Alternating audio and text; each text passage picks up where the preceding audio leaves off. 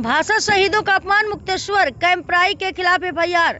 सिलचर 1961 के भाषा आंदोलन के शहीदों के प्रति अपमानजनक टिप्पणी को लेकर बड़ा घाटी में आक्रोश फैल गया है। सोशल मीडिया पर विवादित पोस्ट के बाद सामाजिक संगठन बराकेर ने सोमवार को सिलचर सदर थाना मुक्तेश्वर कैंपराई के खिलाफ एफआईआर दर्ज कराई। अभियोग में कहा गया है कि कैंपराई ने फेसबुक पर भाषा शहीदों को बांग्लादेशी बाहरी बताया, जिससे क्षेत्र की भावनाएं आहत हुई और सांप्रदायिक सौहार्द को ठेस पहुंची। संगठन ने उनकी तुरंत गिरफ्तारी की मांग की है, नेता आंदोलन की चेतावनी दी है।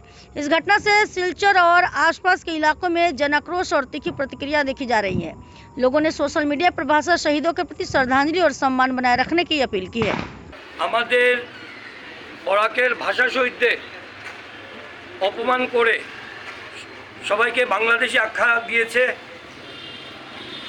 এই চক্রান্ত করে ক্যাম্পরাইয়ের মতো মানুষরা চাইছে আবার একটা বরাক ব্রহ্মপুত্রের মধ্যে বিভেদ সৃষ্টি হোক। যে ভাষা শহীদরা 1961 সনে শহীদ হয়েছিলেন আর বাংলাদেশ স্বাধীন হয়েছিল 1971 ইংরেজিতে, সেই জায়গা থেকে কিভাবে আমাদের ভাষা শহীদরা বাংলাদেশি হয়ে গেল সেটার স্পষ্টীকরণ আমরা সরকারের কাছেও চাইছি এবং সেই ভুইফল সংগঠনের কাছেও চাইছি।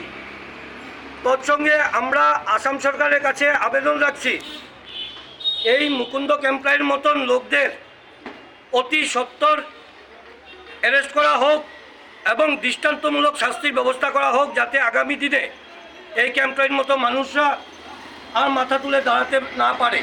বৈরতা সৃষ্টি করার জন্য যে পোস্ট করেছেন তার আমরা তীব্র নিন্দা জানাই।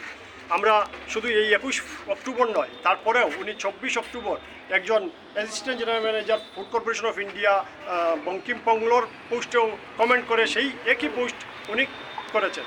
তাই উনাকে যাতে আগামী দিনে এইসব কাজ থেকে বিরত থাকার জন্য এবং এই ধরনের কথাবার্তা তৈরি করে দুটি ভাষাগোষ্ঠীর মধ্যে বিরোধ সৃষ্টি করার অপরাধে ওনাকে যাতে অতি শীঘ্র গ্রেফতার করা হয় সেই আবদান নিয়ে আমরা আজকে সদর থানায় হাজির হয়েছি এবং সদর থানায় আমরা লিখিতভাবে এফআইআর দাখিল করেছি।